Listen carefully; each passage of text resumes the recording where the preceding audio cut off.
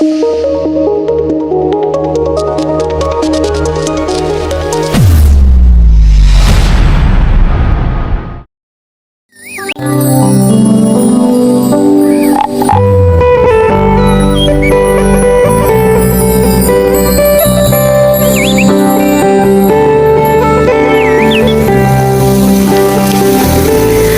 zaman dahulu kala, hiduplah seorang ibu dengan anak perempuannya yang bernama Darmi. Ayah Darmi sudah meninggal saat Darmi masih kecil. Dahulu, mereka hidup berkecukupan. Namun setelah ayahnya meninggal, ibu Darmi harus bekerja keras di ladang demi hidup mereka. Karena setiap hari bekerja di ladang, kulit ibu Darmi jadi semakin gelap dan berat tubuhnya pun menyusut. Semua dilakukannya demi Darmi, putri satu-satunya. Namun apa yang dilakukan Darmi? Ia tidak mau membantu ibunya.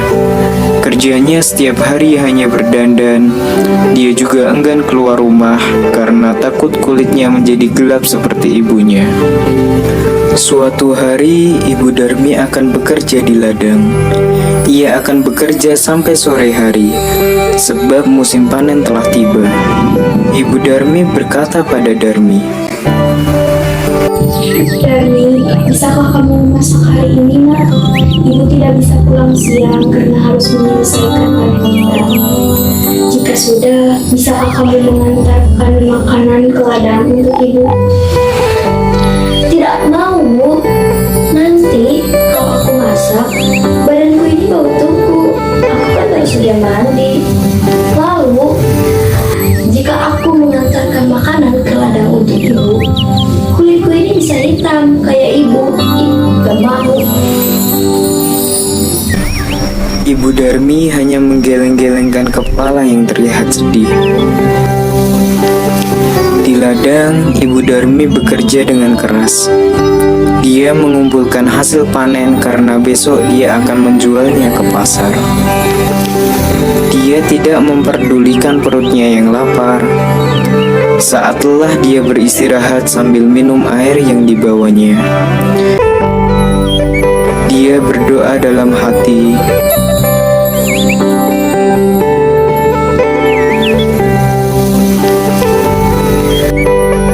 Setelah pulang dari ladang, ibu Darmi sampai di rumah. Betapa terkejutnya dirinya, di meja tidak ada makanan yang bisa dimakan.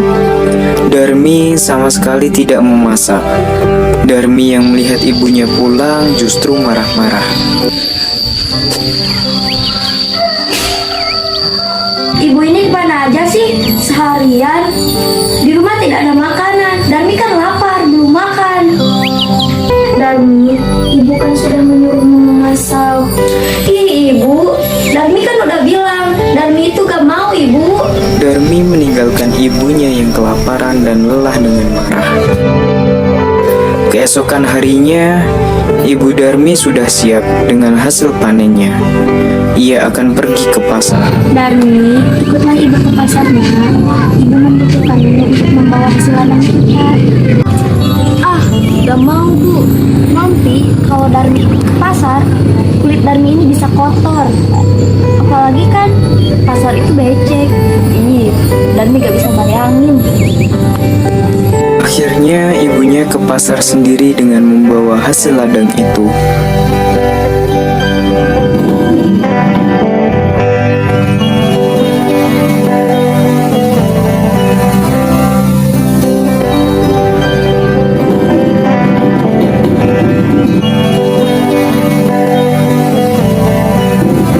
Sorenya, ibu Darmi pulang membawa uang hasil panen.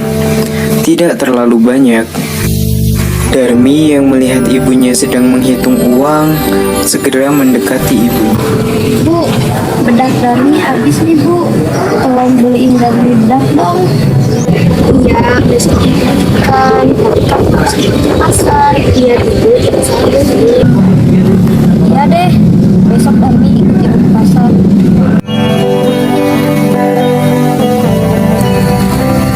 "Bu, nanti ibu jalannya jangan berdampingan. Ibu di belakang saya. Sebaiknya ibu di belakangku saja.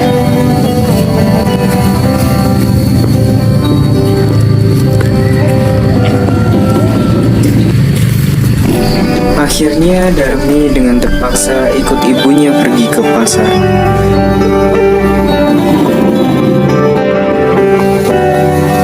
Darmi sebenarnya malu berjalan bersama ibunya yang berkulit gelap dan wajah yang tak terawat. Tiba-tiba di tengah perjalanan ada seorang teman Darmi yang menghampiri dan bertanya, Hai Darmi, kamu mau kemana? Aku mau ke pasar. Di belakangmu itu siapa? Ibumu ya? Oh, dia. Bukan, dia bukan ibuku. Dia pembantuku. Amit-amit deh. Oh, pembantu. Iya, ya udah, aku duluan ya. betapa sedih ibu Darmi mendengarnya. Namun hanya ia tahan di dalam hati. Mereka melanjutkan perjalanan ke pasar.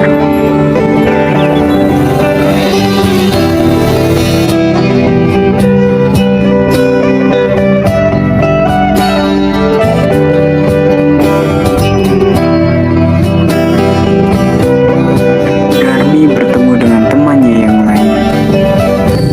Ramai sekali ya di pasar tadi. Iya, tadi di pasar banyak ibu-ibu yang belanja. Ngomong di sini kita mau kemana? Ke rumah aku aja yuk. Ayo. Kedua orang pemuda itu melihat temannya Darmi Ayo. lalu menyapa. Darmi, kamu mau kemana? Aku mau ke pasar. Tumben sekali kamu mau ke pasar Darmi. Ngomong-ngomong, siapa tuh yang ada di belakangmu? Apakah ibumu Darmi? Oh, dia. Bukan, dia bukan ibuku, tapi dia pembantuku. Oh, pembantu. Ya udah, aku duluan ya. Sungguh hati ibu Darmi semakin sedih. Begitu tega anaknya mengakui dirinya sebagai pembantu. Namun sekuat tenaga dia berusaha menahannya.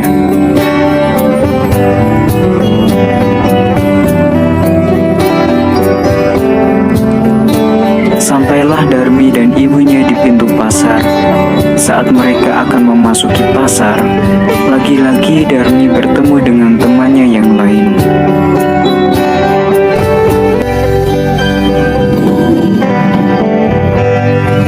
Darmi, tumben kamu mau ke pasar? Iya, aku mau membeli sesuatu. Wah, kamu sekarang tambah cantik aja. Bagi dong tips merawat diri. Wah, kamu bisa aja. Kalau kamu mau cantik seperti aku, kamu harus sering luluran. Jangan lupa dandan juga. Oh, seperti itu. Lalu siapa di belakang kamu? Iya ya, siapa ya, ibumu? Oh, bukan. Dia bukan ibuku. Dia pembantuku. Setelah bertemu temannya, Darmi dan ibunya melanjutkan jalan ke pasar. Sesampainya di sana, Darmi melihat-lihat dan membeli barang-barang yang dijual di pasar itu.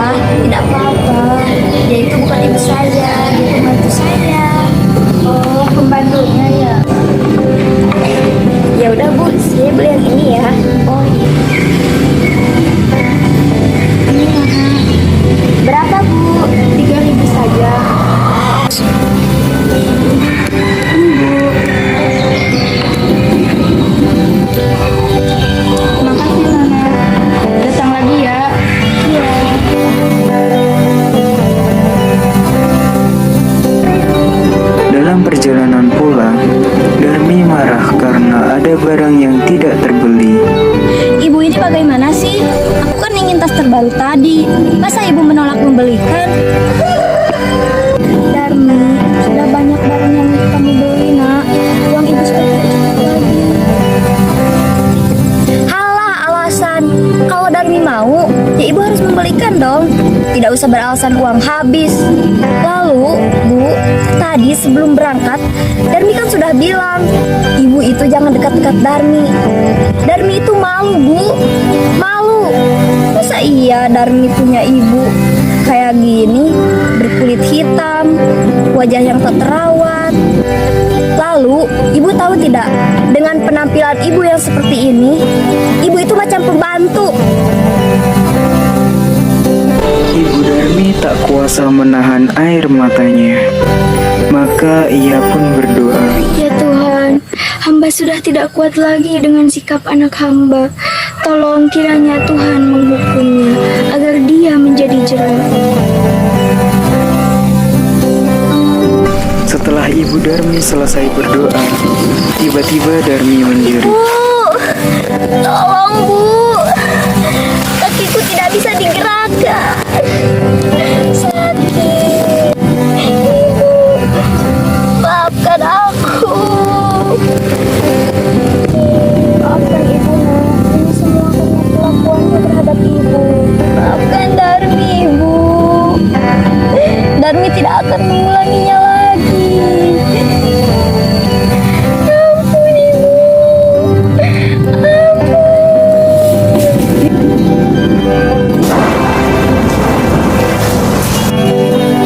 Darmi tetap menjadi batu.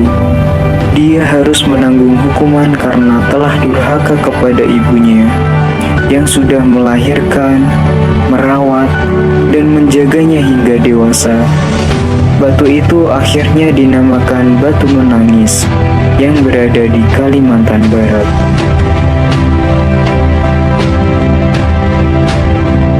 Dari cerita rakyat Batu Menangis, kita semua dapat mengambil pelajaran bahwa kita sebagai seorang anak hendaknya harus berbakti kepada orang tua kita.